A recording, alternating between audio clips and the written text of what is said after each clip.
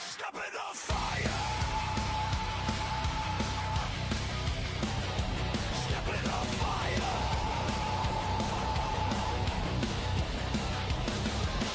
Tape on the wrist, bruises on the knee.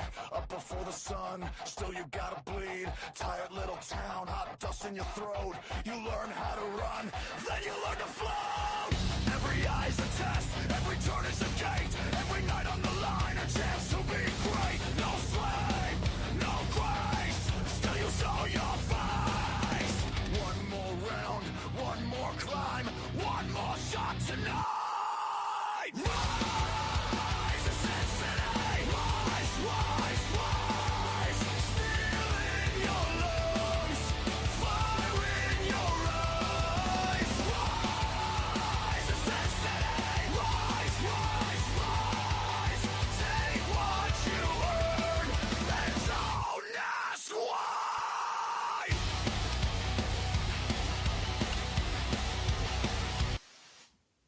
Welcome, everybody, to the Sin City Indy Report. I am Sin City Steve, being joined, as always, by RedJed. How the hell are you, man? Doing fucking fantastic on a Friday night. It's the Cincinnati Indy Report rising up. Yeah. Hell yeah, buddy. You know, it's you always bring it. You bring the energy, you bring the thunder, and dude, this week independent wrestling brought the thunder themselves. No A kidding. lot of really good stuff that we saw this week, man. Yeah, a plethora of fantastic indie action. Full show, my A man. cornucopia, as it were. Let's just jump right on in, and let's just start with some stuff that we were looking forward to last week.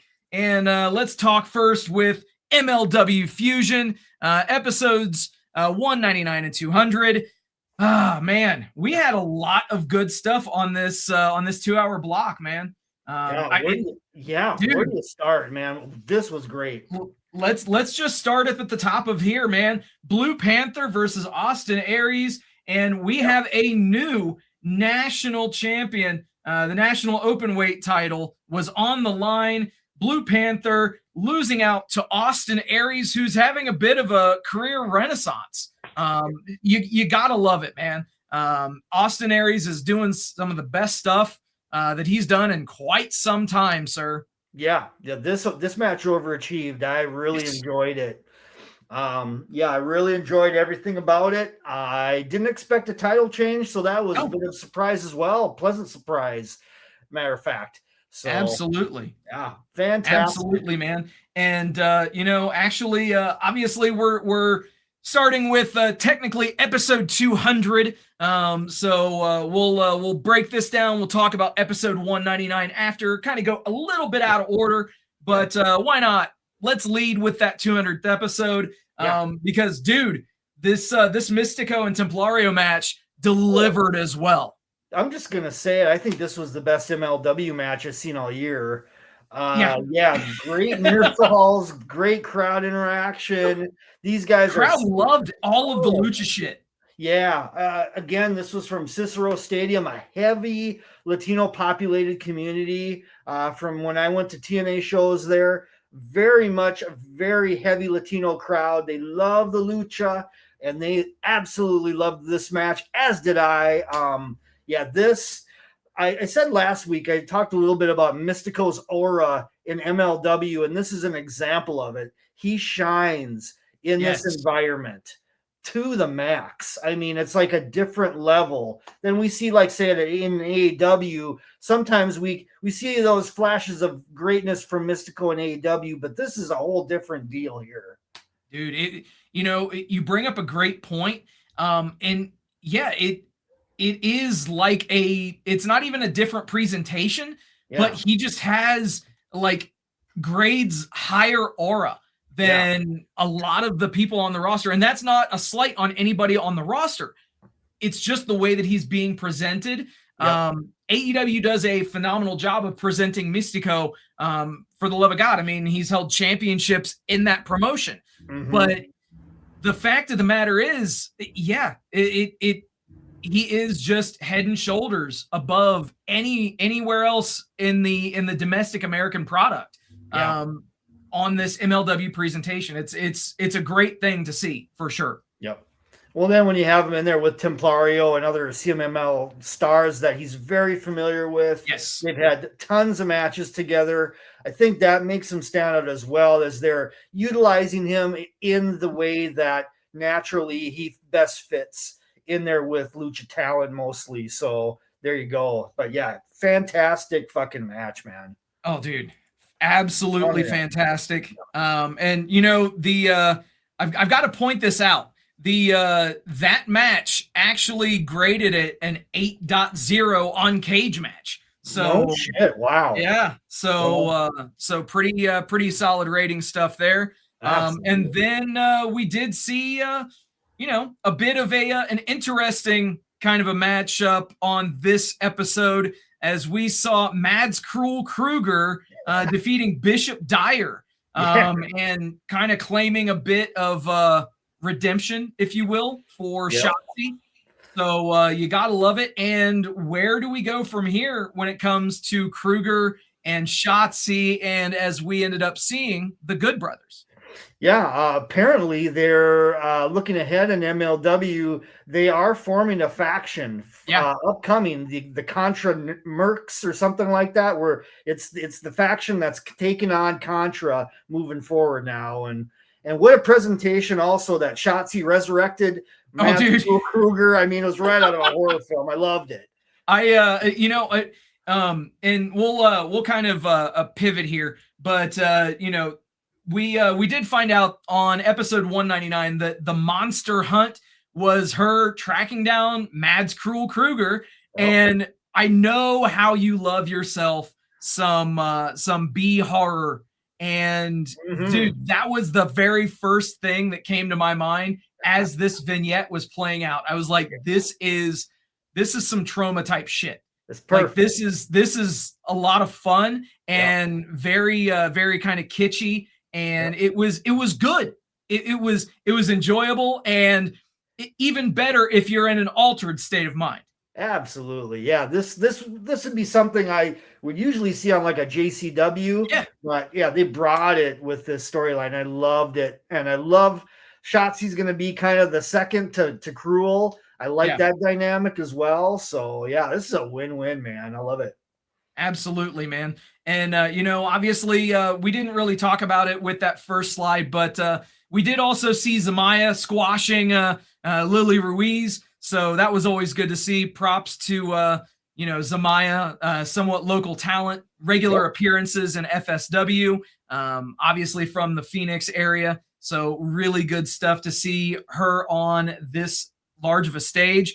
But, you know, you mentioned when we were talking about Mystico and how he does with other CMLL talents, we had a match straight out of CMLL on this show, as we had Soberano Jr. and Neon, and these dudes started off the episode and got this episode off and running extremely quickly on a great note. No kidding. Yeah. High flying, fast pace, move by move by move, crisp as it can get. These guys are really high up in the card, I would say, as far as I go, as far as watching the CML talent. These two guys I always stand out to me among the rest as some of the best talent that they have coming out of that organization. And this was just a nice example of it to open up that first episode. Most definitely, man. And, you know, also the other thing to say, too, I got to say, what's up to Panda the Torture Clown? Thanks for hanging out with us tonight. Obviously, we've not seen you in the chat before, so welcome. Feel free to blast your comments down in the chat. If you are checking us out, we are live right now on Facebook, on YouTube, and on Twitch. If you're not catching us live, then get your ass to one of these live shows, and you know, we'll definitely shout you out. And absolutely, Panda, much love to you as well. Yes, dude. Ultimo Guerrero and Alex Hammerstone. This was just two big dudes just beating the hell out of each other, and Hammerstone picks up the win. Yeah, I was surprised. Yeah, it was clubbering time in this match, man. Oh, Jesus Christ almighty. Yeah, that finish was stiff as hell, too. Holy shit, dude. Brother. Yeah, good match, though. Good, solid to finish off that first hour with this one. Oh, yeah. And lead into that episode 200. This was a hell of a back-to-back thing with MLW this week. I really enjoyed it. Most definitely, dude. And, MLW continues to put out a quality show. If you aren't checking it out on a regular basis, you really should. Their episodes are live or free every week on YouTube, 6:05 p.m. Eastern time on Saturdays. And you got to love it. They did also sign a deal this week with New Japan World. So if for some reason you don't want to mess with watching it on YouTube and you want to watch it on NJPW World, cool. Check it out there. It's definitely available. Yeah, I'm loving that partnership. It'd be interesting to see what happens down the road with these two organizations, maybe working together a little bit more down the road for some co-promoted events. Well, they did kind of drop some teases as well. Joe Dombrowski made a mention that we could be looking at MLW being incorporated into the next Fantastica Mania. Yeah, there was definitely a hint of that. Actually, more than a hint, there was even a graphic, I think, about it, and they were really putting it out there like, hey, this is going to happen, just a matter of time. Yeah, absolutely, man. And, speaking of a matter of time, it was only a matter of time until FSW turned 17. Yes, the local promotion here in Las Vegas that, quite frankly, is one of the best independent promotions across the country and, quite frankly, across the world. Not just saying that because they're local. They do great shows every single time out. This was no exception. They did their 17th anniversary show live from the HyperX Gaming Arena in the Luxor here in Las Vegas on the Strip. And, dude, we had a lot of news come out of this show for FSW. Let's just start at the very top. FSW Future Shock Champions crowned. And essentially this title is going to be used as kind of a jumping off point for some of these talents that people might not be aware of. Jeffrey Excellence wins the championship over Oliver Kennedy and in about 8 minutes. And we had an opportunity to see Jeffrey Excellence a couple of times over WrestleMania weekend here in Vegas, and excellent stuff, pun somewhat intended. Let's be real too. He's part of a stable that is called the Golden Showers. So yeah, there's that. There is that indeed. Yeah. Elsewhere on the show, that was kicking things off on the pre-show, but on the main show, it got underway with the Nick Bockwinkel Memorial Battle Royal, and the winner of this was Jester, representing the Asylum. So that earned him a spot in the Cash in the Case ladder match, which ended up being quite consequential for the rest of the night, as Bodie Young Prodigy, the 19-year-old upstart who's been in the game for about 5 years now, 6 years, somewhere in there. Yes, do the math. He's been around that long. He was involved in the kids classes at FSW. So he's definitely, can we call a 19-year-old a seasoned vet? Well, this is the exception to the rule. I mean, why not, Yeah. So, but yeah, he picks up the win. Elsewhere in that match, you had Bryce Saturn, Dante King, Dave Mazzani, Kevin Koa, and the aforementioned Jester. Yeah. So, good stuff there. And Bodie picks up the win. Also, it was discovered at the top of the show that Matt Vandegrift, who was supposed to challenge against Tyler Bateman for the FSW Heavyweight Championship, Tyler Bateman and Jay Vidal took him out with a steel chair, and Matt was just coming back from injury, so put him on the shelf for a little bit longer. and we were wondering what was going to happen in terms of challengers for Tyler Bateman and that FSW Heavyweight Championship. Yep. But as we found out after the match, Bodie called a shot, and he told Tyler that, in the main event, it's going to be Bodie versus Tyler Bateman. And we'll talk about what went down with that here in just a second. Yeah. But any thoughts on these first three matches, Jed? The Battle Royal, a few comments on that. I thought a few guys really stood out. I thought Nick Xander looked great in this match. Dude, Nick Xander is heavily underappreciated. I wanted him to go over. I thought he would have fit in the cash match, in the ladder match a little better than Jester. But teach their own. Also, I thought Ricky Tenacious looked awfully great in this match too. Dude. He carried his own. He is such a great character. Yeah, he is. Yeah. You know, and that's the thing is Ricky he's got a knack for knowing what to do when. So his timing is just it's so good. Yeah. So no doubt about it. So yeah, fun Battle Royal. Then we moved immediately into the ladder match right after the Battle Royal. And that was all action, wild spots. Dave Mazzani was over it like a motherfucker in this match.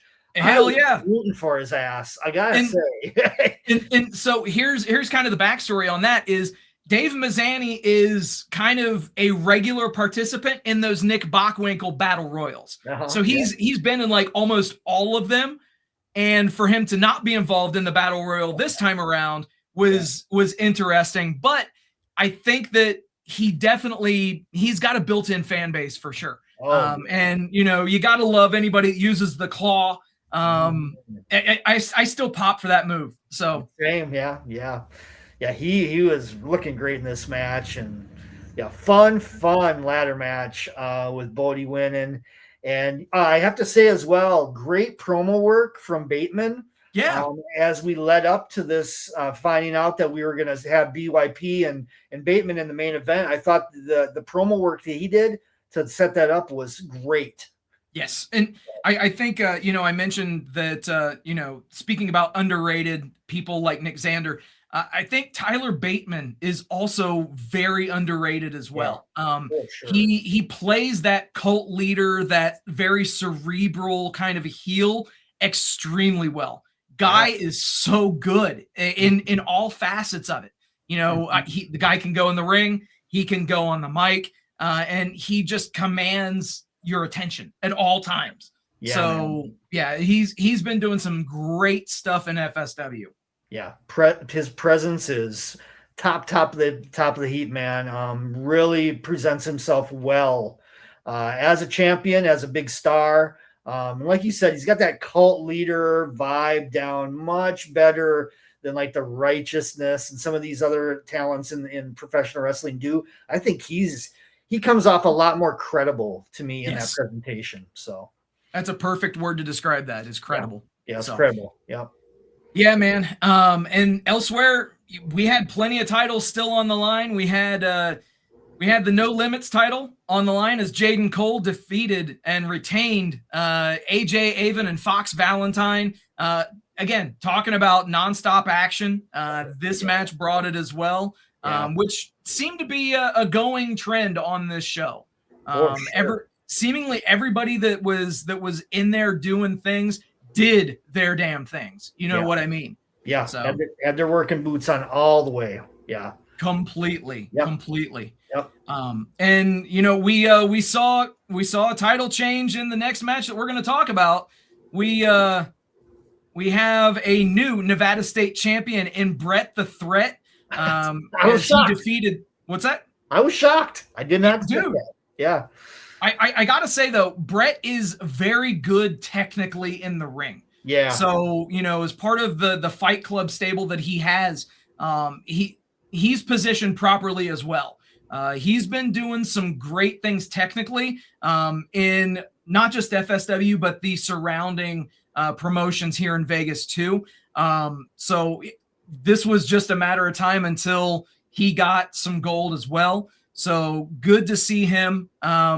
getting that win. Like I said, defeating Sun Lu, Andrew Delgado, and Shogun in about 11 minutes. So good to see that there. But one title that did not change hands was the Ladies Night Out Championship, as Jasmine Allure retained her championship over Maserati.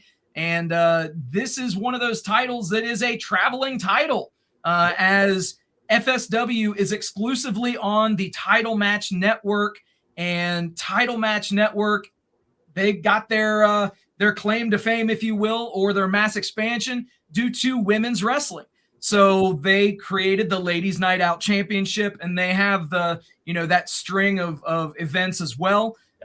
So Jasmine Allure traveled to Vegas and defeated Maserati on her home turf. So yeah, very competitive match, very back and forth. I loved it. Solid work by both women. Kind of thought a title change was on its way with this one, the way it was feeling, but 26 wins in a row for Jasmine Allure. They were saying on commentary, damn, that's a hell of a streak she's got going on here. Yeah, man, she's putting in work. She's establishing a name for herself. She sure is. Yeah, so she's going somewhere. Most definitely. And elsewhere on this show, we had Jay Vidal defeating G Sharp in 15 minutes in a no holds barred match. Yeah, I mean. Dude, wild is the best word to describe it. And realistically, you kind of knew that you were going to get that type of a match just from these participants. G-Sharp is about as unpredictable as you can get. And Jay Vidal, since aligning himself with Tyler Bateman, has been unpredictable as well. So you love to see it, man. Both of these guys have elevated their game and working on, different facets of characters and adding some definition to those characters and backstories and things like that. You love to see it all. Yep. All the layer building with these guys definitely is there. Fun match. I was scared for Diana Sandoval for a moment there. I thought she was going to get walloped and in the fracas of it. But fun match. Dude. They both worked their ass off in this one. I gotta say, them incorporating Diana, the ring announcer, as the damsel in distress, or she was definitely in peril as it was. And G Sharp being the one to come to her safety is kind of poetic. If you know, you know. So. But elsewhere, moving on, we had the FSW tag team titles on the line as Mariachi Montana defeated, I'll say it, probably the biggest tag team in independent pro wrestling, Duke Lawrence and Juicy Finau. Boom. Bro. Hopefully they had to have reinforced the ring for these four guys. No kidding. Yeah, it was a hoss fight. All the way. Hoss fight, son. Yeah. Yep, Mariachi Montana retaining. Those guys are so over too. They're on one hell of a run. Yeah, and are entertaining as hell. I think I mentioned last week they're now in the UWN network brand as well, getting out there in the West Coast. So I think we're going to be seeing a lot more of these guys moving forward. And rightfully so. Yeah, rightfully so. Yeah. So these guys were involved in. So they had a couple of matches at Dodger Stadium a while back. Oh, no shit. They were involved in that. So so pretty cool stuff. It's really good to see them on the mariachis getting the love that they do deserve. They've definitely taken the Vegas scene by storm. Yeah, it's a super fun gimmick. Crowd loves it. It's great for interaction. Yeah, love him. Absolutely. And our main event in this one was for the FSW Heavyweight Championship, as BYP Bodie Young Prodigy picks up the win over Bateman. And dude, he punches his ticket, and again, it was only a matter of time until he claimed some gold. And when I say some, I don't just mean the No Limits title. I mean that big belt in FSW. Props to that guy. Again, 19 years old, and he has got one hell of a future ahead of him for sure. Yeah, building chapters at a young age like this is going to go far, man. Yes. I mean, they even told the story, I think, earlier on the show where at one of the anniversary events, he won the Nick Bockwinkel Battle Royal. Then he won the No Limits Championship another year. So these been these benchmarks that he keeps hitting and hitting, and it all came to a crescendo with this in a very unexpected way. I mean, I kind of thought he'd win the cash-in match. Thought he had a good shot of it. Oh, yeah. Did not see this going as quickly as it went and the way it went. So wonderful surprise. What a way to to finish off this great anniversary show for SSW. And I'm really excited to see what kind of programs they put him in as world champion next. Absolutely, man. And, another show that we were looking forward to was House of Glory Inferno. This one was coming to us from a venue that you and I are both very familiar with, Logan Square Auditorium in Chicago. A lot of great wrestling shows that we've seen at that venue for sure. Yeah, we saw Evolve. We've seen AEW. They've been there. Lots of different promotions are still there. I think Freestyle Wrestling normally goes there. Potentially Warrior Wrestling every so often there. And then HOG is always at Logan as well. Great venue, very intimate. It's a little bit of an older venue for sure, but it has a lot of wear and tear. That's kind of a nostalgic feel to it. It's fun. It's a really cool venue, and this was a fun show too. I gotta say, top of this show to me was Mustafa Ali and Rich Swann in a TNA international title match, which is odd to see on an HOG show, which also I believe had an AEW title defended as well. Dude, it's so crazy that we had a TNA title match on this show. Yeah. And now Leo didn't defend his Ring of Honor title, but he was on the show at least. But he was on the show. Yeah. Which again, very interesting dynamics if you've been keeping score with what's been going on between TNA and AEW. Right, exactly. Yeah, and then, I mean, top of the card, Nick Nemeth, Charles Mason, solid match as well. Very solid, dude. Steph DeLander and Shotzi, I thought there maybe should have been a little bit something more to this match. Yes. Something fell off with it to me. There was something just not quite right. Plus, realistically, I mean, these ladies win about 3 minutes. Yeah, so something was up. Someone was maybe a little bit under the weather, or maybe weathering an injury of some sort. I don't know, but something just didn't feel like this was how this was originally going to be booked. Yeah. A match on this show that I was quite a fan of was, speaking of TNA talents, Ricky Sosa defeating Amazing Red. I think Amazing Red is unofficially doing his retirement tour right now because he's going out having absolute fucking bangers with all these talents, putting them over, making everybody look fantastic. Right. And it obviously there's the show of respect. So hopefully he's not hanging him up, but I definitely get the feeling that he is. I wonder too. Yeah, I wonder if that's what, like at the end of the year, maybe we're going to just all of a sudden it's just going to be like no build up and hey, I'm retiring. This was what I've been doing, and see you guys and so on and so forth. So we'll see what happens. But yeah, it feels like it's a dream tour that he's doing where they're just putting him in with, pretty popular talent that you would not see these matches normally, and you may have never seen them before, as an example with this match. So, solid work. And going back to that Mustafa Ali and Rich Swann match, the post-match was great too. How could I forget? Sorry, I'll let you talk about that. Putting over Rich Swann for his sobriety, and it felt like a real moment in the ring. You could tell Rich didn't know that he was going to say that. Yeah, exactly. He looked vulnerable. Yep. And that was even more respect inducing, if you will. Absolutely. So, and props to Rich Swann for being clean and staying clean. Yeah. That is extremely difficult.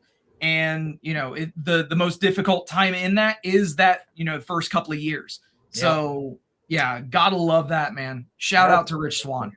Absolutely, man. Yeah, especially in the industry that these guys are in, to be a couple of years sober and away from the shit in that environment is a big deal. And he and Ali put him over, man, as he should have, and it was just a real special moment that definitely was one of the highlights of this show. There was a spot also in a scramble match. Yep. That I know we talked about a little bit beforehand that unfortunately the cameras did not get the spot, but it was nuts. The motherfucker did a dive, a moonsault from the top of the balcony of the Logan, which is way high. We can attest to that. We've been there. That's way the fuck up there. That's like 20 feet. At least. Yeah, it was way up there. And they didn't have the camera coverage for it, unfortunately, but wow. Dude, I was in disbelief that. So let's talk about that scramble, because in that scramble you had Leo Rush, Angel Jacques, Jake Christ, JJ Deux, Mikey G, and Raheem Royal. And I believe it was Raheem that did the dive. Mm-hmm. Dude, come on, House of Glory. You know that he's going to be doing this. Yeah. Have camera coverage. Yeah. Literally, you could see them panning. Whoever was actually in production was trying to get the shot, but none of the cameras were pointed at the area where he was doing the dive from. And it's like, oh my God, the biggest spot on this show, and you miss it in production, guys. How could they? I mean, a ringside cameraman just could have caught it. I don't get how they fucked that up. That was my one issue with this show, is it felt like the production was a bit off. There were a couple of spots throughout the show too. That were just kind of, they didn't detract from the show. Yeah. But if you were looking for it, you could easily spot some things for sure. Yeah. Just something was a little off from what the usual production is for these shows through HOG. So last show of Triller, of course. Yes. We talked about that last week as well. We'll see where they end up. I could see a combination of YouTube and definitely my AEW coming down the fold on that. So we'll see where it goes. Yeah. Absolutely. And let's just throw this out there too. We talked about him last week quite a bit. Joe Alonzo jerked the curtain this week, taking on Sweet Cheeks Joey Silver. Yes. Sweet Cheeks. Sweet Cheeks with the candy. Oh yeah. Oh shit. Yeah, it was a fun match. Fun match. Yeah. Fun stuff, man. And of course, the Salamonster and JD from New York on commentary. Indeed. Commissioner Salamander. Yeah. Only in America. Yeah, right. Gotta love it. But speaking of some stuff that we got to talk a bit about GCW Race Against Time. This show came to us from Cincinnati in one of the cooler venues. The 20th Century Theater. This venue had a really kind of Art Deco, kind of modern, Art Deco meets modern kind of an aesthetic. So it was really kind of a cool setup. And we have a friend of the show that was gracious enough to go to this show. And Jed, I'm going to let you kind of talk a bit about what stood out for you on this show, as I get some of the shots together for this show.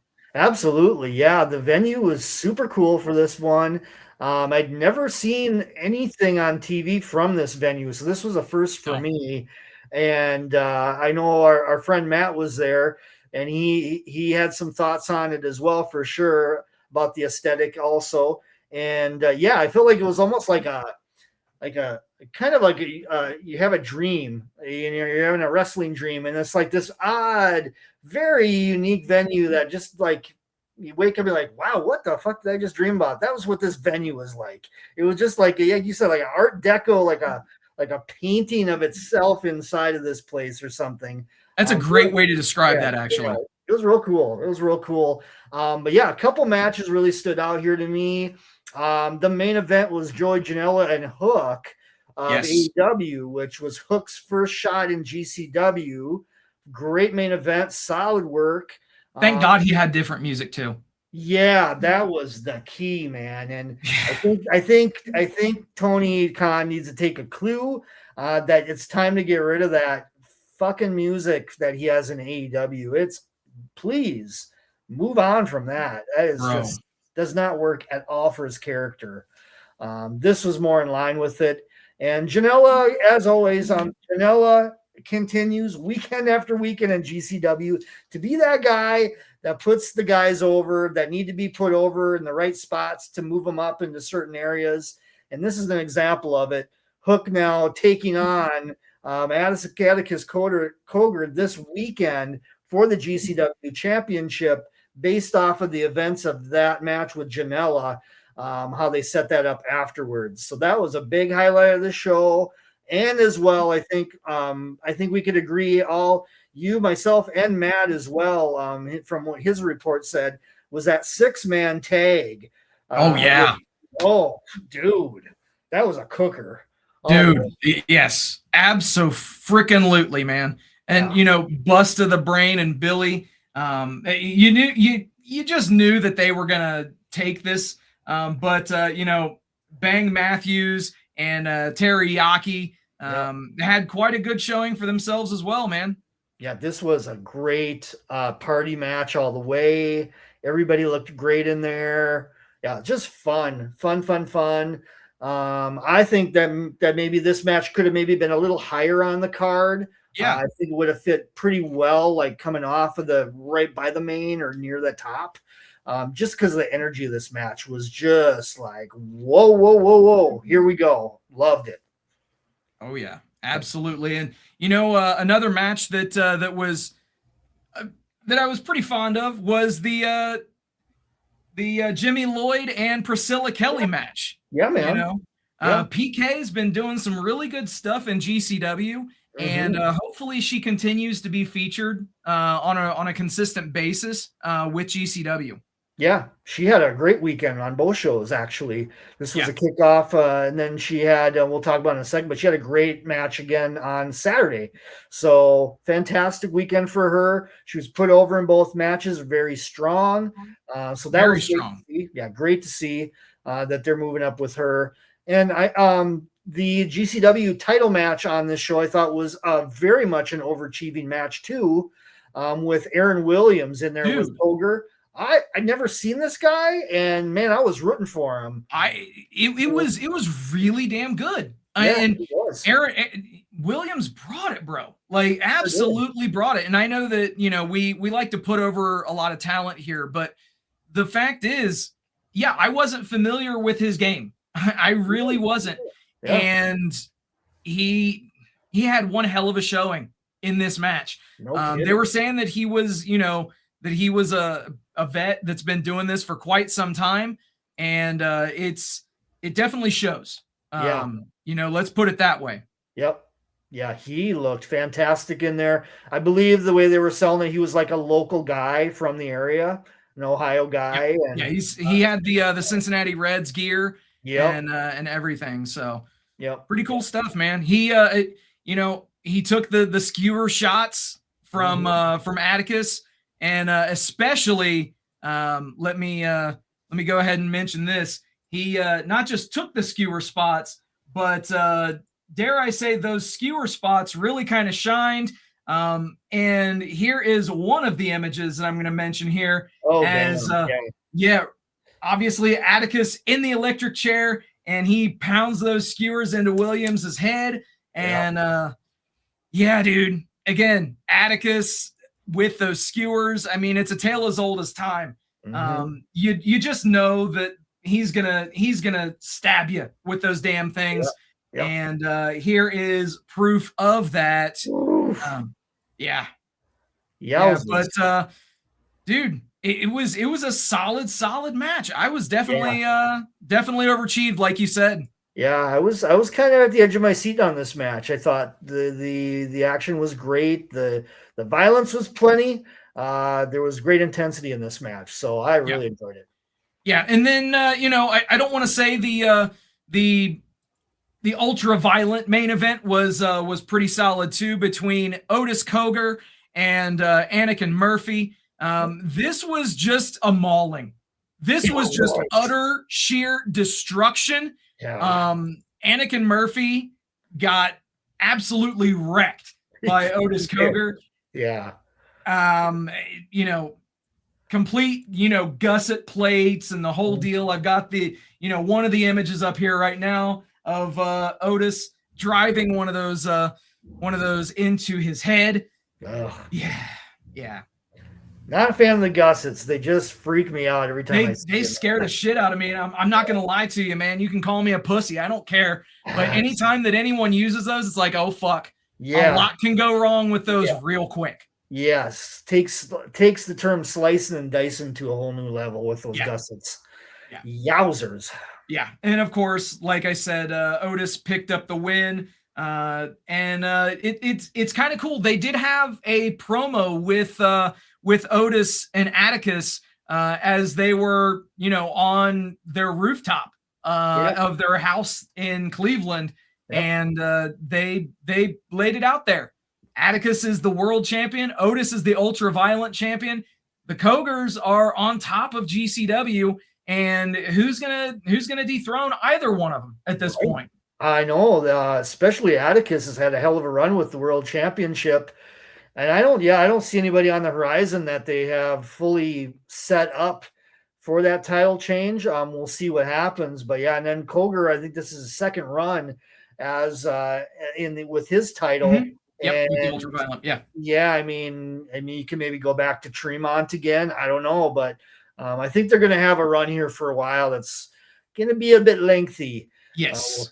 I would think so too. Yeah. And again, these photos that you see on your screen are shout outs to a friend of the show, Matt from Ohio, for sending those in to us. As we've got the shot right here of Atticus Cogar with his GCW World Championship above his head before the match. And then the match layout was pretty interesting because this match followed the Hook and Janela match. So Hook was still in the ring when Atticus came down, and those two, kind of got in each other's faces a bit.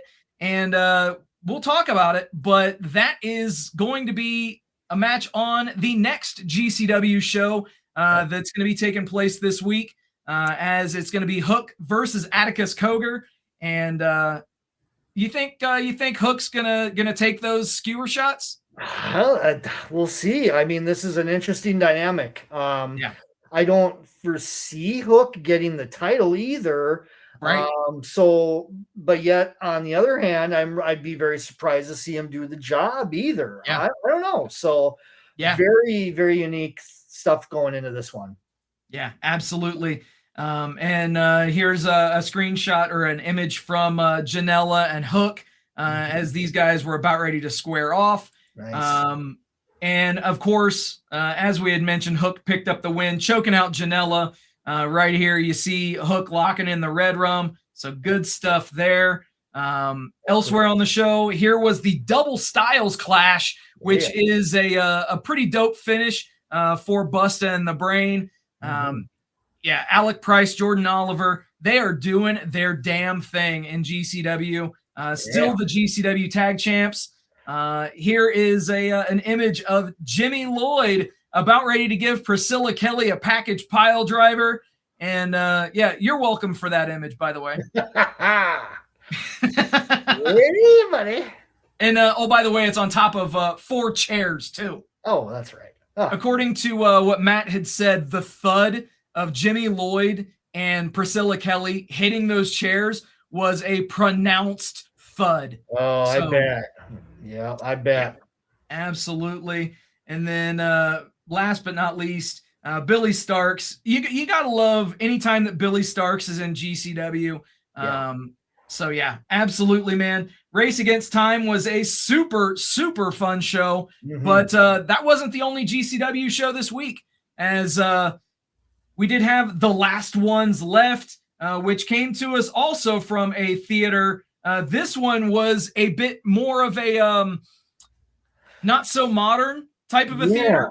Yeah, it was weird. It had a really cool aesthetic, though. I mean, you had the castles in the background and this kind of stuff coming to us from Indianapolis. Here, we had quite a few solid matches on this show. I do love whenever we can see Calvin Tankman in there doing his thing, looking dominant as ever, destroying Mad Dog Connolly. And as you had mentioned, Joey Janela did the job for PK.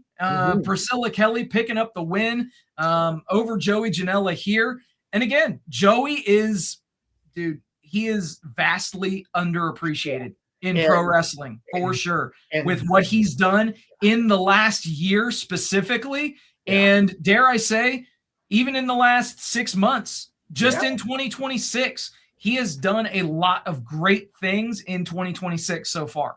Yeah, I mean, just think of even since Mania, all the guys he's put over, including Brody Jr. Yes. In Vegas. And he's not just putting them over, he's putting them over and making them all look fantastic on the way. Yeah, he's put over Teriyaki. I think a multitude of talent just this year alone. And once again, had a great match with Priscilla Kelly. Lots of brawling, lots of intensity in this match. They gave it good time. Priscilla Kelly did multiple near falls where she just kept pushing through it and got the win over Janela. Fantastic match. And then in a similar vein, Gringo Logo and Shotzi was damn good as well. And Shotzi went over in this one as well. So the women talent shining. I'm telling you. She's having a great 2026 as well, bro. Man, everywhere. She's just everywhere. She's everywhere. But she is just traveling worldwide and making her name out, putting it out there for sure. And boy, that finish in that match was a bit scary.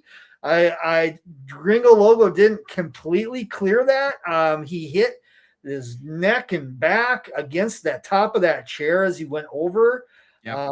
I thought that finish should have been maybe considered a shift with the chairs and the table in a different direction for him to have to clear that. The way he did that angle was dangerous, I would say. Yeah. And scary looking, but a fun match though. Absolutely. They really worked hard. Tankman, I haven't seen Calvin Tankman in a while. Dude. So it's been a while. It has been. He's been on some hiatus. I don't know what's been going on, if he was injured or something, but he looked great in there. He pulled off that moonsault to finish the match. Yeah, he looked like a freaking $1 million in the match. So I'm excited to see where they go with him for sure. Absolutely, man. Absolutely. And elsewhere on this show, I do want to just draw attention to, we did get Vandal 48, Atticus and Otis teaming up, the Koger brothers, and defeating Violence is Forever, Dominic Guarini and Kevin Koo. Again, like, just when mentioning the people in this match, you kind of have an idea of what you're going to get in this match. Yeah. But dare I say it, over-delivered, even compared to my expectations. All four of these guys brought it in their own special way. Yeah, very, very physical match. They worked main event style. It was main event, and rightfully so. I really enjoyed it. A lot of surprise matches on this card that I like going into it. I thought, maybe potential to be decent, but I thought, this was just as good as the Friday show. They both were very solid on their own right. I have to mention as well how the tag match ended up being a 4-way match for the tag titles. How they switched that up, and that match was really good too. So that was that ended up, it started off, and if you're looking at the graphic, you see Top Team versus Bang and Matthews. Well, what happened after that was, they did some mic work after both teams came out, and then Junie Underwood and Ryan O'Neal came out, and they were like, hey, we're going to be involved in this match. And then they kind of, killed time for another couple of minutes, and then Bust and the Brain came out, and it was announced that this was going to be a 4-way match for the GCW tag titles. I'll be dead honest with you, Jed. I thought that they were going to do a title switch here. Me too. It's like almost every weekend. I feel like they're setting something up for title switches with these guys, and then busting the brain continue to go over. So that's another question. Yeah, they've had the titles for a long title reign. And they're looking great in there. Don't get me wrong. I don't think it's time for a switch necessarily. But yet I do expect it at some point in time coming up soon-ish. I guess we'll see. But I've said that for a couple months now, and it still hasn't happened. So yeah, absolutely, man. So obviously GCW put out a great weekend of shows, and the best is yet to come. As always with GCW, they're going to be putting out bangers again. We'll talk about what's up next for them later on in the show. But as of right now, Jed, let's talk about Mystery Wrestling and the Infinite Rumble. Dude, I'm going to let you run with this because this shit is right up your alley. Yeah. And not to say that I don't appreciate it, but I don't know how much of this shit you watched, but a couple hours, dude, it was what, a 24-hour Rumble? Yeah, 21 hours, 58 minutes, and 49 fucking glorious seconds. You can see just from the graphic here, just a sample of what everybody missed in those 21 hours. The longest Rumble match in professional wrestling history, longest match in professional wrestling history, as a matter of fact. It beat the previous record from the previous year. This is Mystery Wrestling's thing. Evil Uno's company that runs this one. And they've done this now 2 years. I think they're going to probably make this an annual tradition. It's for a great cause. They raised over $30,000 for a cancer fund up in Canada. So that was great. It was the Canadian Cancer Society. $32,425.49 from all of this action. 243 entrants, as you can see on this graphic. The previous year was only 50. 243. Now, mind you, some of these entrants were probably people coming in for another round under another mask. There was a lot of gimmicks. Let me just lay out some of these gimmicks that you probably are familiar with. The Teletubbies made an appearance on this show. Because of course they did. Yep. Batman also made an appearance. Ghostface of the Scream movies made an appearance. The motherfucking Grinch showed up. Yeah. The Power Rangers in their entirety showed up. Santa Claus, as you saw in the graphic. And a bear, which I'll talk about in a moment, not actual bear, but a bear nonetheless. Freddy Krueger showed up on this show as well. A character also that was a take on the McLovin gimmick from Superbad movie. This guy came on called McLove, Mr. McLove or something. There was another gimmick, the Mamacita, which was a gimmick of an old woman Mexican cook with spatula in hand, cook garb, wearing her little, a little vest or whatever, apron. Like you're cooking apron. So that was fun. There was some spots on this show. I caught it initially, probably 3 or 4 hours in. At that point, Stu Grayson, who was the number one entrant in this match, was still in the match hours later. And as you can see in this graphic, he actually lasted a total of 5 hours, 23 minutes, and 39 fucking seconds. That's wild, man. Yeah. So he was the number one entrant. And for context, he won last year's Infinite Rumble. So he came out as number one in this one, lasted a real long time, ended up getting eliminated eventually. But however, returned back into the Rumble quite late in the Rumble, actually very, very late, as essentially the last entrant, under a costume as a bear. So he was the bear that was actually came in and run roughshod and eliminated a ton of people near the end of the match. And it was down then to, at some point, the reveal came out that he was under the bear mask. So they got rid of the costume, and it was just Stu Grayson again.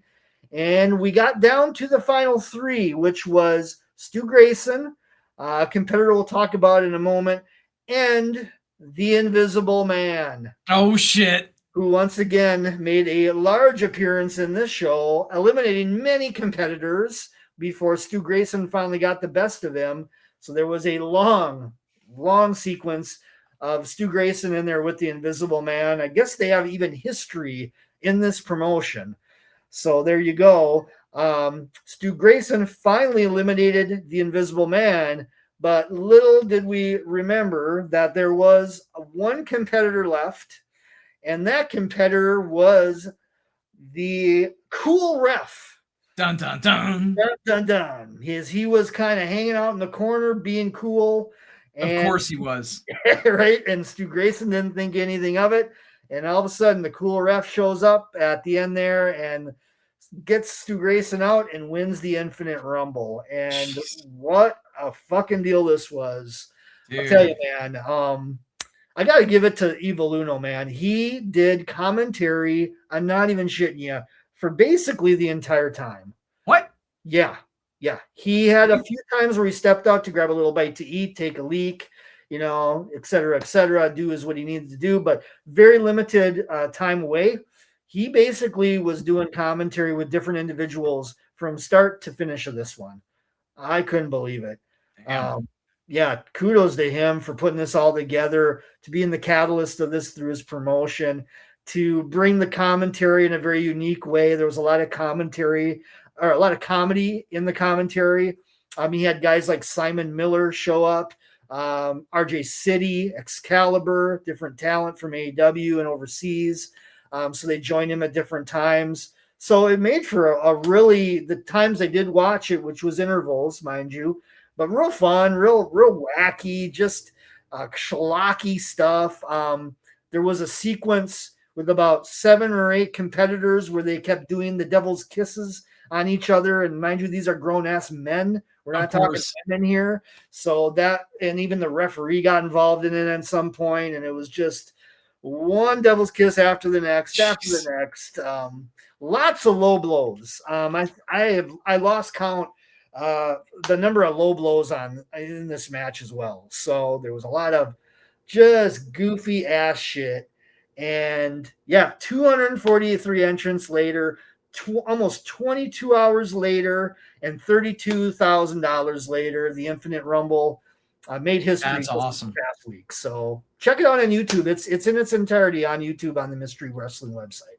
Dude, that's phenomenal, and a great amount of money going to a very worthy cause. Yeah, and shout out to the everybody involved in the match, but double shout out to the Cool Ref as it should. Indeed. Yes, he's super fucking cool, man.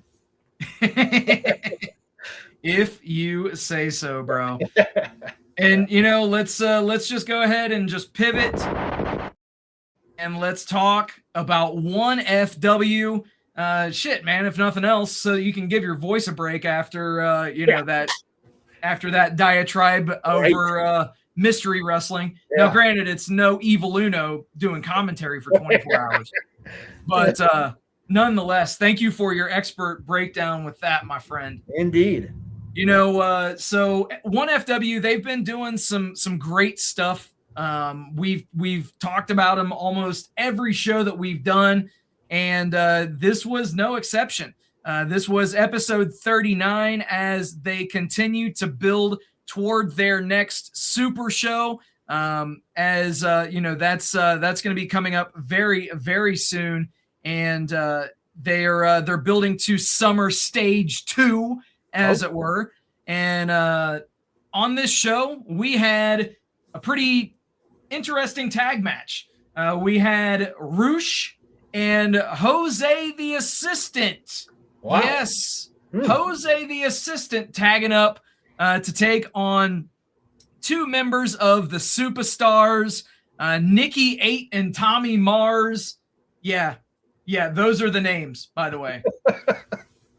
Nikki 8 and Tommy Mars. So wow. Shout out to those guys. Roosh and Jose, the assistant, pick up the victory there.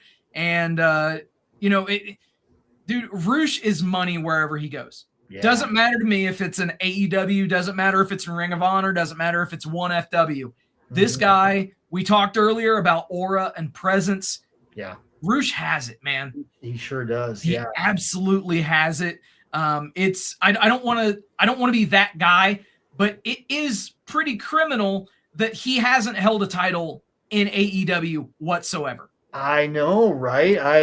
Something's got to give there. I feel like he should branch back into the CMLL universe as well. I mean, he was so popular down there years ago. I don't know what happened, what led to that falling out or whatever, but he would be. I mean, think about a Mystico and Roosh feud or something like that. That'd be hot, man. Hell yeah, it would. Money. Hell yeah, it would. Something else that could be interesting is, who's to say that after Andrade inevitably leaves the Don Callis family, which could very well happen this week, goes back to LFI. Could be. Yeah. And actually lead that as a stable. Have he in there, have Roosh in there, and Beast Mortos, Dralistico. I don't know how he would get along with Sammy Guevara though. True. There might be a little bit of something there, but hey, still be a good time. Yeah, absolutely. Elsewhere on this show, the 1FW Heavyweight Championship was on the line as Brady Pierce successfully defended against Elijah Drago, which Drago had a very good showing. Guy has a killer look. Nice. He looks like $1 million, and he's got a great physique. But he came up just short in this one against your 1FW champion, Brady Pierce. But yeah, all in all, as I say every time we talk about this promotion, a very quick and easy 1 hour show that just flies by. And by the time it's all said and done, you can't even really tell that you were watching wrestling for an hour because of the pace of everything. They have everything laid out so well, and the commentary is great. You've got Conrad Thompson, and he brings a lot to the table. To be honest, I don't know why he doesn't do more commentary, other than the fact that these promotions probably can't afford him. Probably, other than QT. He's doing too much real estate, Doing too much real estate, helping people with their loans. And he's got like 85 podcasts that he does too. Oh, shit. Yeah. He's probably pretty busy, I would guess. Yeah. He definitely keeps busy. And, speaking of another promotion that definitely keeps busy, let us talk about Ring of Honor and Global Wars Cincinnati. I know we just talked about GCW being in Cincinnati, but here we have another shot of Global Wars coming your way, and this was pretty solid as well, man. Tell me what stood out to you from Global Wars. Yep. So week 2 of the Global Wars. This was something that kind of came up out of nowhere. I know there was a lot of matches that they taped at the Cincinnati tapings a few weeks ago that wasn't quite sure where they were going to land. I think we were speculating on this last week about, will it be like on a special YouTube episode that they've been dropping every so often? But no, they just did a second week of Global Wars on Honor Club. This aired last night. 3 matches really stood out to me. You can see some of the other talent that was on this show. The Ops were on this show. Lacey Lane and Viva Van had a tag match. Queen Aminata had a match as well that was pretty solid. But the ones that stood out to me was Ace Austin and Mark Davis for the AW National Championship. That opened up the show, and that was a banger indeed. Both guys really worked hard, and Mark Davis did go over in that one. Main event was Deonna Purrazzo defending the Pure title against Olympia, who will be at Forbidden Door as well with, I think it's Thunder Rosa against the Lena Cross and Megan Vane, the Divine Dominion. Yeah. So she was part of this show as well. Didn't get the pure title from Deonna Purrazzo, but it was a great match as a main event on this show. And the match that stood out to me the most, which I actually thought should have been main event because it really brought it, was Shuri and Billy Starks. Man, Shuri, I gotta tell you, and maybe it'll still happen, but why in the hell is Shuri not on Forbidden Door? I don't get it. I don't get it. She is so good. She is so good. She is so good. She had a fantastic match with Athena we were talking about last week, and she had just as good, if not better, of a match with Billy Starks. Really? Yeah, I thought this was the best Billy Starks match I've seen in Ring of Honor that she's had. And that covers a lot of ground, Yeah, it does. Athena and stuff. I thought this was really, really, really good. And again, it should have been main event, but it is what it is. At least it was still on the show. It was a fun match. Shuri did go over Billy Starks, but it felt like it was a bit of a, like in the Joshi or the Puro world where you got a match where, the established talent, and then you got this up-and-comer talent, which would be Billy Starks. And she was fighting hungry. She was ready for it, and she proved something in this match with Shuri. So both competitors really came out of this one looking great. Hell yeah, man. Yeah. And, the Ring of Honor, the Global Wars series specifically, they do a really good job of incorporating talents from CMLL and Stardom in this case. And I can only hope that we see more of it. Obviously not enough to where it doesn't become special, but keep this event series going, because it definitely does allow us to see matchups that, quite frankly, we had no idea that we wanted until we see them. Exactly right. I mean, it's a nice compliment or extension to Forbidden Door.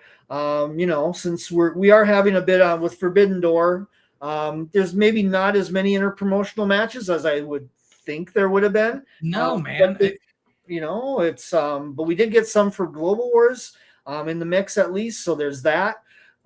Maybe we'll still have a few more matches added last minute for Forbidden Door. They could add a Shuri match into the buy-in. There are a few more spots available, possibly. So I guess time will tell. We'll see where things land. But this was good. Not as good as the first week of Global Wars, but still a solid outing. Those 3 matches I would say are worth checking out. Absolutely. Tony can't help himself, man. He's got to have 13 matches on every AEW show. Right. It is what it is. Yep. It never changes. And up next, man, let's turn and talk about OVW. Jed, you had the opportunity to check out Rise this week. Tell me what you thought about this show. Yeah, pretty decent show. On a side note, I'm not seeing anything quite yet as it pertains to this partnership with TNA. Nothing is apparent, at least from this. At least not yet. Not yet. Yeah, I mean, it may in time. We'll see where things go. There could be some talent coming back into OVW from TNA. There could be some cross promotions there. Who knows? Time will tell on that. But what we got out of this show was just a solid booked episode again of this weekly episodic format that OVW does. A few things that stood out to me was the main event, definitely with Jay De Niro and his son, Tommy Boy De Niro, was pretty good. And that set up things further with the match coming up with Jay De Niro and Superior Tony Evans, which is set for the next PLE, which I believe is like July 17th or something like that. It's coming up in July. So they got that kind of set up. Also on this show, Cal Hero and Austin Riker had a very solid match. And again, Cal Hero's being positioned as a babyface. Of course. And they did announce that Kevin Thorne is in for this next PLE from OVW to work against Cal Hero. So that was set up from the 1400. So they're moving forward on that program after all. All right. J-Rod and Ray Larson. They've had 2 matches in a row now on 2 consecutive weeks. And surprisingly, and this may be a sign that maybe J-Rod is moving on into TNA, perhaps, but J-Rod has actually done the job twice, 2 weeks in a row to Ray Larson, who was, I was shocked.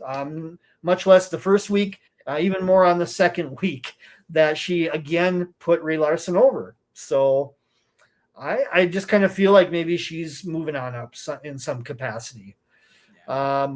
Also, Feisty Boy Lawson and TW3 was a fun match. Icon Lee got in the mix of that match, so his feud with TW3 is continuing on.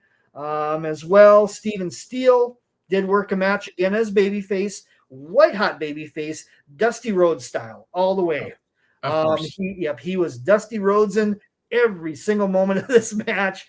It was really over. Crowd was loving him. He worked against the gambler Luke Harmon of the Sin City Outlaws in a match that was kind of more or less, I would say, bordering on a squash match. A little bit more competitiveness than usual squash, but it was getting close on that one. So once again, Steven Steele getting that nod, getting that shine, and we'll see where things go with them. So those were kind of the takes from OVW. It was a pretty easy watch this week.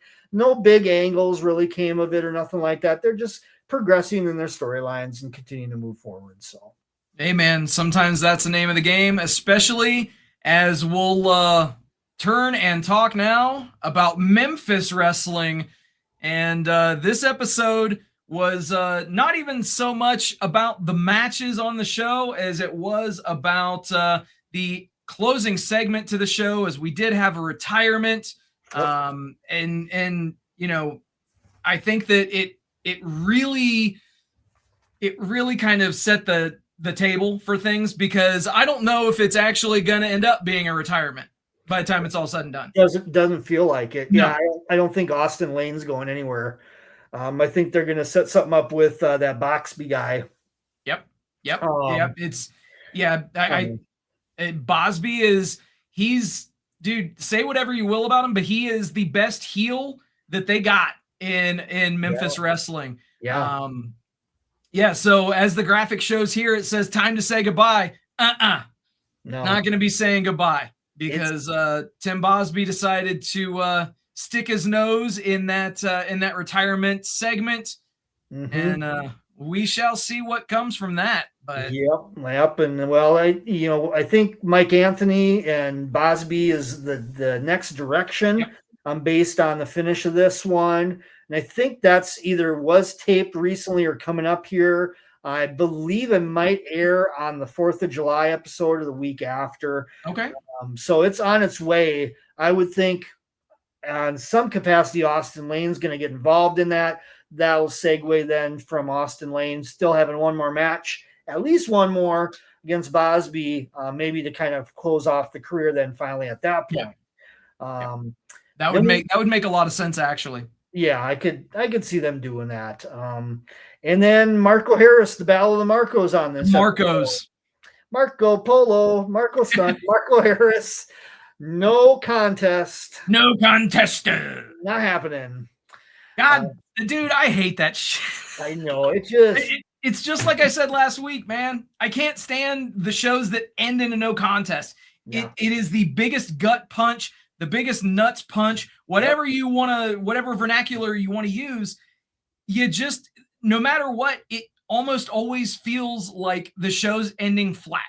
Exactly. I agree completely. And yes, it sets stuff up for the future, but at the same time, it's like, come on, man. Right. And there's more creative ways to set things up than just a simple disqualification, no contest. Like we got here. I felt like it was like a circular thing, because we already saw the tag match with the two Marcos on each side. You know, this was weeks ago, and now it seems like we're just going back to it. Yeah. Essentially. So more to come, I'm sure. We're probably gonna still have another Marco and Marco match, or like I said, a derivative or a tag match of something. But there you go. Marco on Marco violence. You gotta love it. Yep, we're gonna get more of that. I feel like we got something coming up here with I wasn't completely familiar with this, but this kick-ass wrestling.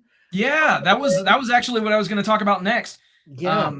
So obviously there was a vignette that played, and evidently a rival promotion in the Memphis area doing a collaboration with Memphis Wrestling, Kick-Ass Wrestling, KAW. They appear to be more of a violent type of a promotion, not on the level of a GCW, but more outlawish, if you will, and they're definitely being presented as such. Yep. Yeah, so maybe, just maybe, because we have the blow-off coming up with the Control Memphis Wrestling, how is Kick-Ass Wrestling going to get in the mix of that? I guess time will tell. That's coming up, though, right around the corner here. So that, and I know they did specifically say something about next week with KAW. So yep.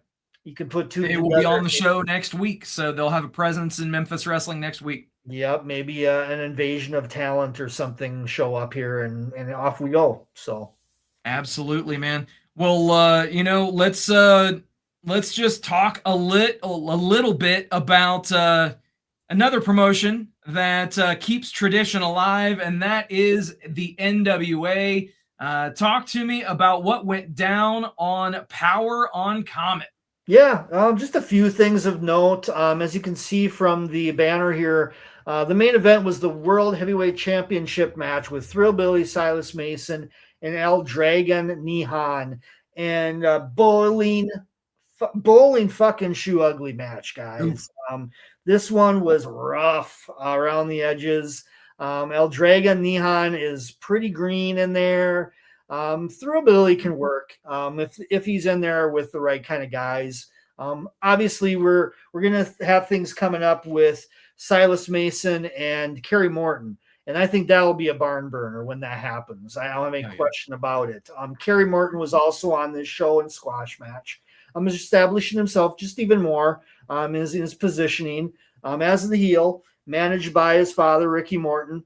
The storyline with this also with Ricky and Kerry Morton segueing away from the Southern Six and Thrillbilly Silas Mason is that apparently Kerry Morton has said that his father encouraged him to do it.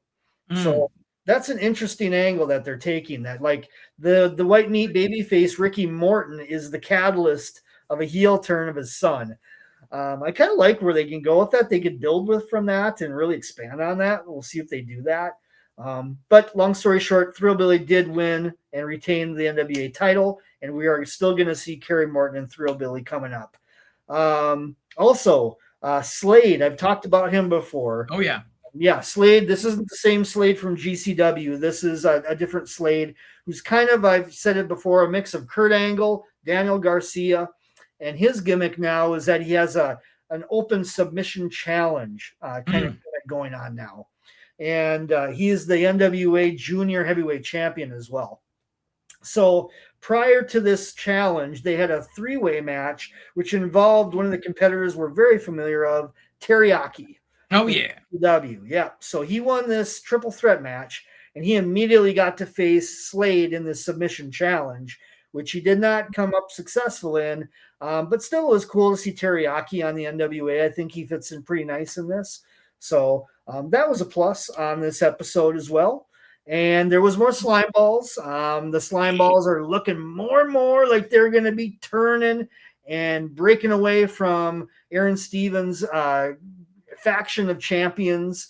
They're put in this faction because they're the United States tag champs. So kind of by default, Aaron Stevens, I think, felt like these guys should be a part of our group. But then as they are a part of their group, they've realized, oh, these guys are a little bit wacky, a little bit weird. And so it goes. So I think we're going to see a turn probably in the next few weeks with the slime balls, moving on to something different with them and Aaron Stevens and that kind of crew. That's probably going to be the program coming up with those guys. Yeah. That's absolutely. That's pretty much it for Powerrr. They had an NWA World Championship women's match as well with Tiffany Nieves and the Voodoo Mama Gina Sequoia. So that's an interesting gimmick there. She's kind of like a voodoo, like Louisiana, New Orleans kind of gimmick. Yeah. But yeah, pretty quick match, kind of a squash. Cool. So, but sounds like a cool gimmick. Yeah, it was fun. It was a cool gimmick. I enjoyed it. And that was the opener of Powerrr, and that's pretty much all I got for you this week on that one. All right. Let's talk about our main event. Ooh, buddy. JCW Lunacy. And on this episode of Lunacy, Jed, we finally got the identity of the dealer for the Outbreak. Wow. And Jed, it's none other than Danny fucking Mo. Yeah, right at the end of the episode, finally the reveal happens. At least it's somebody we know. Yes, exactly. And it answers a question like, what was going on with Danny Mo? What was this big secret? We should have put the connection on there. We should have. It's been teased for weeks. And I thought it was more like she had beef with somebody, like one of the women, and that she was just going to be moving on to a program with one of the women based off of that. But no, it was something completely different. She is the illegitimate daughter of Barnabas, apparently. So Danny Mo has daddy issues, officially. Yes, indeed, she does. Yeah, and she likes to deal drugs to zombies. Zombies, motherfucker. Yes. We saw them doing bath salts and all kinds of shit on this episode. Dude, I don't think that we talk enough about how good the people playing those zombies really are. No shit. Every week that they're on the show, they are like, they're committed to the gimmick. Like that willing suspension of disbelief is there with those characters. Even Barnabas, he's just hyperbolic enough. Yeah. But yeah, that entire act and that entire storyline has been very, very well done. It sure has. So, yeah. And props to all three of those guys for sure. Right. Even down to whoever does the makeup of the the makeup is fantastic. Jesus Christ. Yeah. Like, I mean, movie style quality we're talking there. It's great. Yeah. Then now here we have our next big whodunit or reveal coming up. Of course. Jasmine St. Clair. And who is the daddy? Who the daddy? Who that daddy? And she's been around the corner and then some, apparently. Twice. So the question is, who out of the roster is the daddy? Okay. Yeah. Yeah. That opened up this show. I would absolutely lose my shit if it was somebody like fucking like Shaggy or somebody like that. Right. Like somebody that is obviously part of the, the JCW and ICP lore, but not a recurring character on the show every single week. Right. But I think we did get some teases with maybe Willie Mack. Yeah. Could very well be that guy too. He was certainly making no bone about it, pardon the pun, but he was definitely in the running. And next week, I guess we get a doctor character coming in to do what exactly? Stay tuned. I guess we'll find out what exactly that all entails. I can't wait to see what these prenatal pregnancy tests or paternity tests, I should say, how they're going to do those. Like, that it's just going to be over the top. It's going to be, fun TV. Oh, yeah. It should be interesting for sure. And there, as always, there will be a Russo swerve in this story. Oh, of course. There will have to be. Dude, it could very well be fucking Russo. Fuck it. That's not the worst idea in the world. it may very well be. It wouldn't shock me. Yeah. Or Vito or somebody like that, like one of the big heels. Yeah. Speaking of something gaudy on this episode, what about that title belt for Caleb Conley? Bro. Whoa. So in case you guys didn't see this title, it is all silver and it's got an engraving of Caleb Conley's face right in the center of the belt. Yeah. And Vince Russo presents it to Caleb Conley and says that this title belt cost $100,000. Oh, God, I fucking hope not, because that thing was like a shitstorm of a deal for $100,000. Let me tell you. I mean, Yeah, it looks like as if you could have bought that shit like custom made from, Temu or some shit. Right. There you go. That's a good, Temu, exactly. Yeah. Oh, Lord have mercy. That wasn't the only gift that Russo gave in that opening segment, though. Yeah, right. God, did he ever go off? What's this? Kerry Morton got traded to India? So, instantly I heard that and I'm like, wait, so I might get Kerry Morton as part of WXM? And I'm like, oh shit, that's fucking awesome. Right. But if you guys can't tell, we haven't covered WXM on this show for the last couple of weeks. That is not, for any real particular reason outside of the fact that their shows are not posting anywhere. They're not on YouTube. They're not on Triller. The last episode of WXM was actually on the 6th of June. So yeah, I don't know what it was or what happened, but let's hope that everything's good for WXM. Honestly, it was a very fun promotion that I was kind of getting entrenched in, and now they're nowhere to be found, sadly. But hopefully they show back up. Hopefully Kerry Morton's part of their roster. Who knows? Maybe they're doing something like the Australian promotion, World Series Wrestling did, where they tape a bunch of episodes and then drop them over a certain amount of time. Let's just hope that that's what it is, and they're just kind of in a lull period right now. Yeah, like kind of a seasonal break or something like that, a mid-season break of sorts.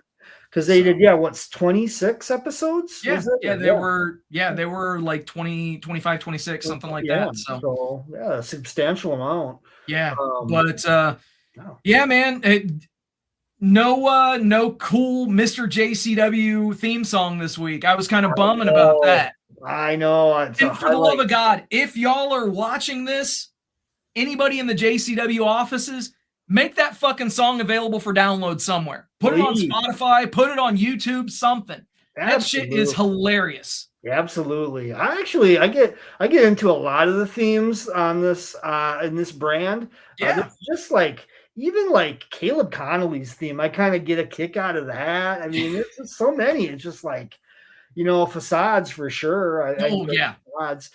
Speaking of him, dude. The shit with Mac Davis is all wrapped up like a bow.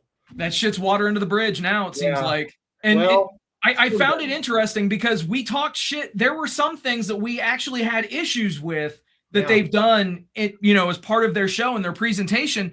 And then magically, over the last couple of weeks, things have just, found their end. So these storylines that, we have voiced displeasure with are just slowly weeding themselves out. So not going to say that we have somebody watching or listening in the JCW offices, but if you are, what's up? Good to see you guys. Thanks for hanging out with us. Much clown love. Right. Yep. Big whoop to y'all. Whoop. That's the case. Yes, sir. And dude, but I got to say, man, the American title changing hands, Father Bronson beating Facade after some bullshit. Come on, man. They're just forcing this thing with Father Bronson far too much. Yeah. I can appreciate the story they're going with Facade. He doesn't want to cheat, so he's going back to babyface. I like that part of it, and I did like how they looped that back to how he won the title too. Yeah, winning the title with some nefarious means, and then obviously he had the change of heart, so he gets caught with something as well. It's poetic in a sense, it makes a lot of sense. Yep. I just wish it would have been a different guy other than Father Bronson that they put in there. I just cannot. I hate to say this, but I want to like fast forward it when I see Father Bronson on my TV, and I don't got go away heat from me, bro. Yeah, and I think the base of the fans also aren't really connecting to him. The Bigelow base either.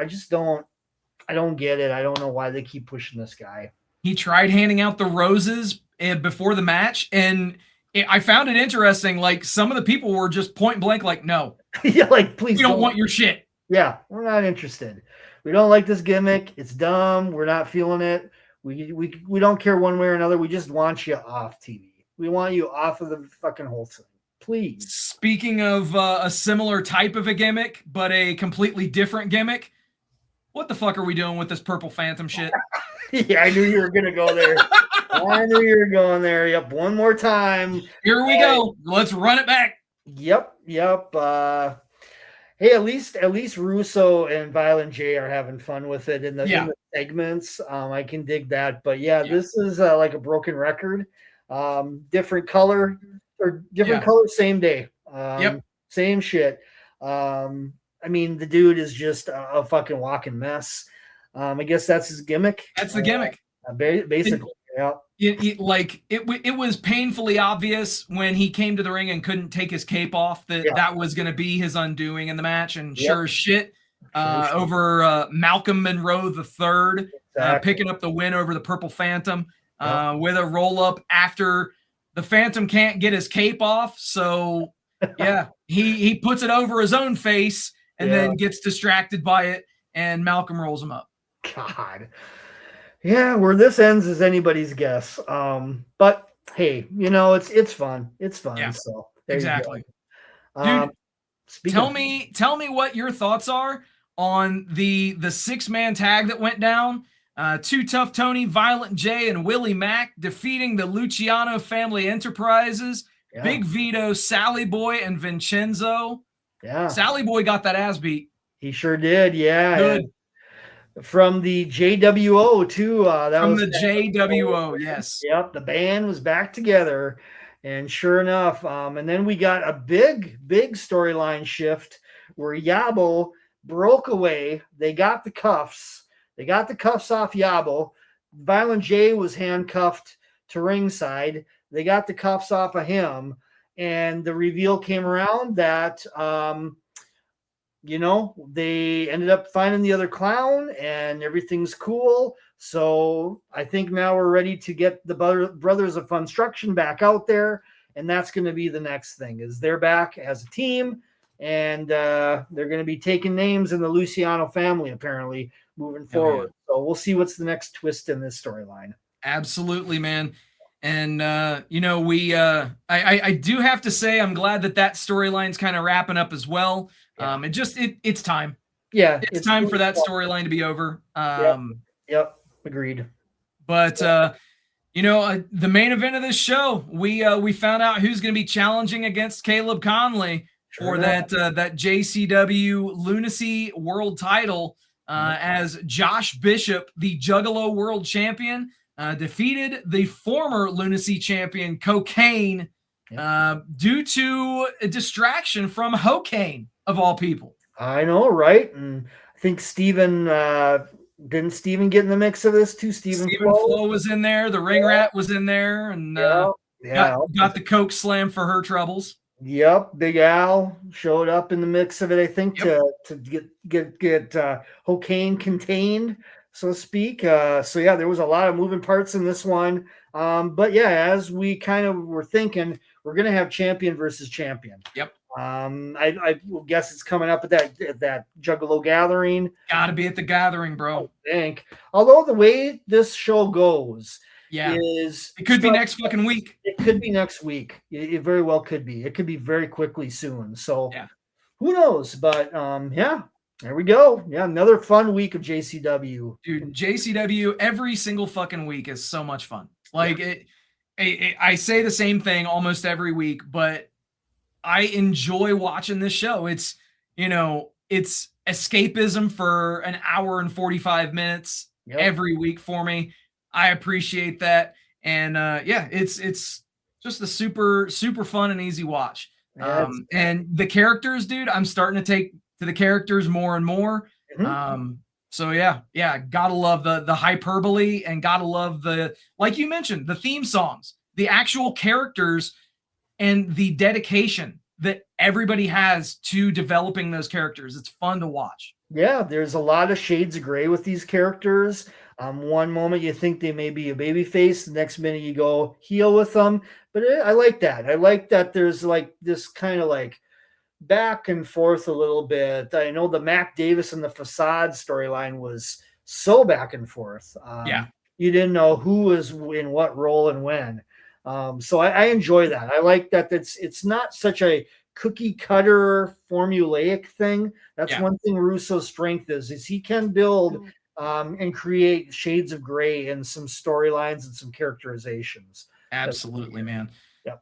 Yet again, JCW brought the chaos, and I love it. I absolutely love it.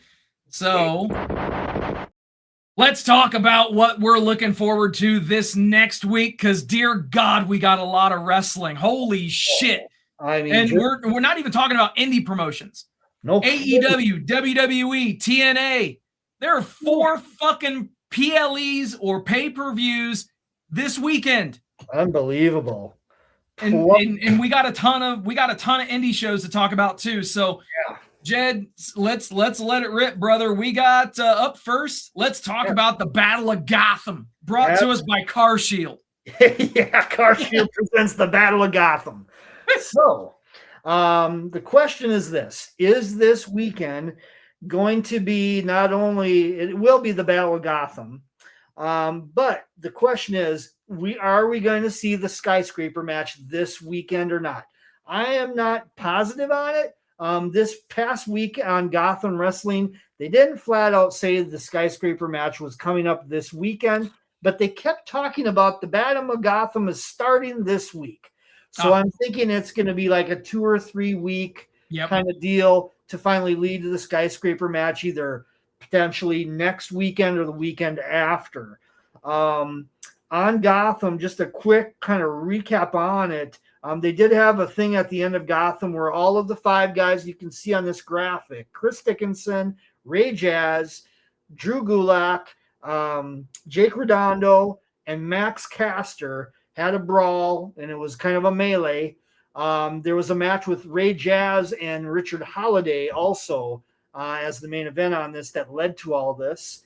And then Commissioner Little Guido actually got taken out and laid out by Chris Dickinson as well. So it's kind of an angle to kind of lead into this Battle of Gotham, what we're going to see coming up. So we're going to see this skyscraper match coming up soon. I know it was taped around the beginning of June here, so it's in the can. Question is which week we're going to see it. This week, next week, something up coming up here, but it is close. And they still really haven't given much information about what exactly the skyscraper match is, other than I heard one of the announcers speak on going up levels. That's really all that they've really put out there. So it could be a scaffold match. It could be a match that like is a cinematic match, which is probably more than likely going to be what it is maybe they're actually having a match inside of a skyscraper building, going up levels, and you got to reach maybe something at the top of the building. I don't know. Who knows? But I'm intrigued. We'll see where it goes. I am intrigued as well, my friend. So yeah, I'm going to be looking to check that out as well. So I definitely want to see how that plays out. Absolutely. All right, and then another show that we're looking forward to this week is going to be the latest installment of Memphis Wrestling. As we can see here, we got Big Vito in the foreground, but in the background, we got a ladder and a briefcase. So yeah, that's going to be interesting. That's got to be that trios match, that 6-man tag. Yep. So it absolutely is. Triller had a preview of this already posted. So it absolutely is the 6-man. Yeah. There's still a mystery person in the mix in this one on the babyface side. So we'll see where that goes. And I think also we're going to see highlights this week of the father and son against the father and son, the Business Dogs, and that other team of the father and son that have been brawling from week after week. We're going to see that kind of come to a crescendo. So a lot of things are coming to a head with Memphis Wrestling, but we're going to finally figure this thing out with Hollywood Jimmy, Big Vito, and the control of the company. Is King Cobra keeping it? Who's taking over? What the fuck's going to happen? Anybody's guess, but that's coming up tomorrow already for Memphis Wrestling. Absolutely, man. I'm going to be checking that out. That's going to get my Saturday off and running.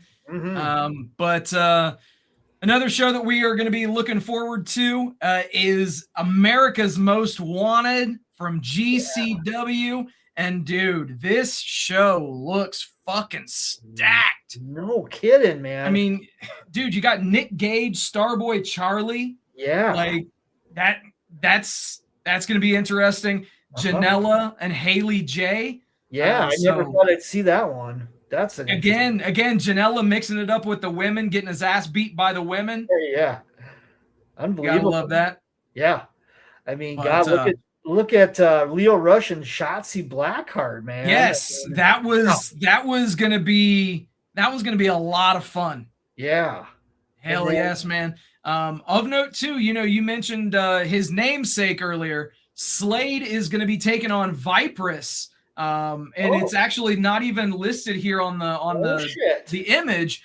But yeah, everybody's favorite death match queen, Viperous, is going to be taking on Slade, who is a crazy motherfucker in his own right. So God only knows what they're going to do to each other. Holy shit!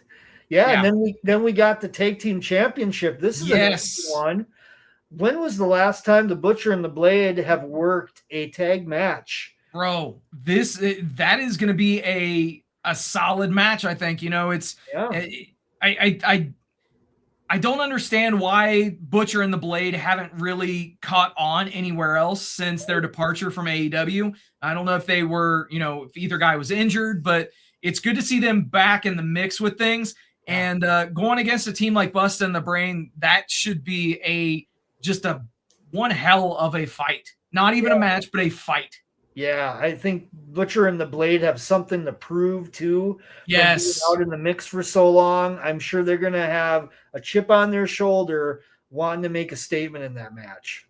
Oh yeah, absolutely, man. And elsewhere in this match or in this show, we're going to have the Ultra Violent Championship on the line in a fucking scramble. Oh boy. Here we go. Crazy. Here we go. Yep. Yep. And then we talked about it earlier, that main event too. Koger and Hook. How is that going to go? What's the finish going to be? Who's laying down? Is it going to be a non-finish? Where we go from here with it? This is intriguing on many levels. I don't know what this could mean. This could mean a variety of things. Could the ops get involved? Yeah. Combat. It is a possibility. It certainly could be. Yeah. So, and by the way, I do find it interesting. If you look at the, some of the names on this show, you got obviously Leo Rush that we talked about. Busta and the Brain they have a contract with AEW, and Hook as well, obviously in the main event. Yep. But elsewhere on this show, like I had mentioned, Starboy Charlie, a WWE talent. Yeah. Again, okay, we're doing this through the conduit that is GCW. You gotta love it. Absolutely, yeah. A lot of interesting matchups on this one on paper. The Nick Gage and Starboy Charlie, that is a styles clash if I've ever seen one. So we'll see how that one goes.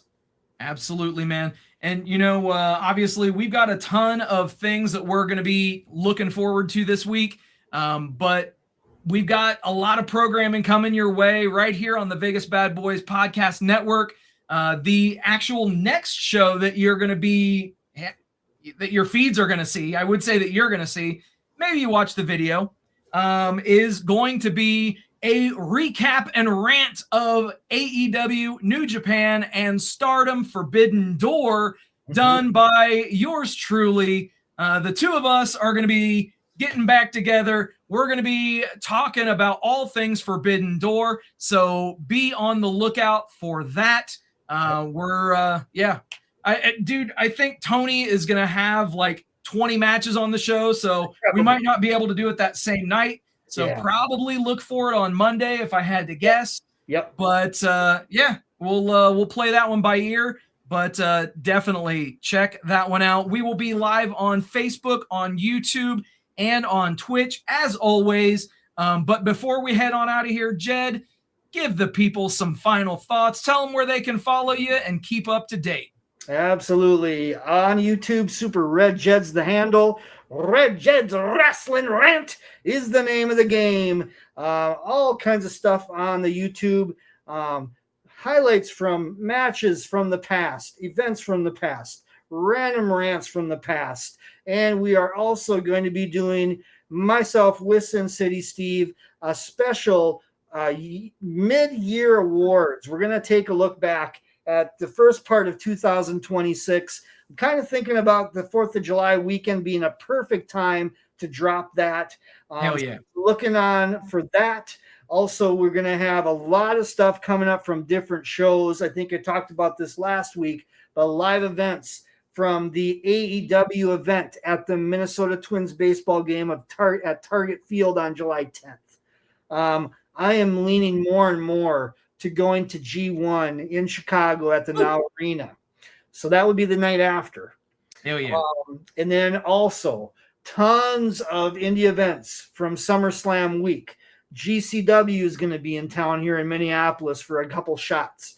First Wrestling, an independent promotion out of Minneapolis that's run by Eric Cannon, is doing a multitude of events, I believe 5 events. And they have, and also they have just announced that Warrior Wrestling is going to be doing an event up here on the Friday of SummerSlam weekend. Nice. So lots of fun shows coming up that Wrestling Rants will be all in the middle of for your viewing pleasure on YouTube, folks. Oh yeah, absolutely. Follow him over on YouTube, Super RedJed. But I just want to say thank you to everybody for hanging out with us tonight. Thank you for liking, sharing, subscribing, doing all the stuff that you guys do. We appreciate each and every one of you. Also, a very special thank you to all the brave men and women serving this country, whether you're doing it on lands foreign or domestic. Thank you for doing what you do so that we can do what we love to do. And last but not least, repsports.com, reppsports.com. Go there for all your pre-workout, weight loss, and general energy needs. Again, repsports.com. Use promo code Vegas at checkout and save yourself 10%. Jed, I don't know how we did it, but somehow we got through this shit. But dude, I think we already have like 8 shows that we got to watch. So we gotta mosey on down the road, if you will. It's gonna be a hell of a weekend, brother. Bro, absolutely. Well, again, thank you guys for hanging out with us tonight, and we will see you all next time. Yeah. Did any of you have a great time tonight? Yeah. With that, everybody, thank you for hanging out. We'll do it all again next week. Till then, happy wrestling. Rolling up the strip under neon lights. Podcast mic is glowing in the desert night. Matt Michaels leading with the swagger tight. Sin City Steve right by his side. Alright. Rob Butcher Larry dropping truths, no fear. Broadcasting stories, make it loud and clear. From the Fremont edges to the Bellagio sphere. These bad boys rule, let me make that clear. Vegas bad boys, tearing up the scene. To Matt Michaels and the Vegas Boys of Podcasting, this is John Cena saying thank you so much.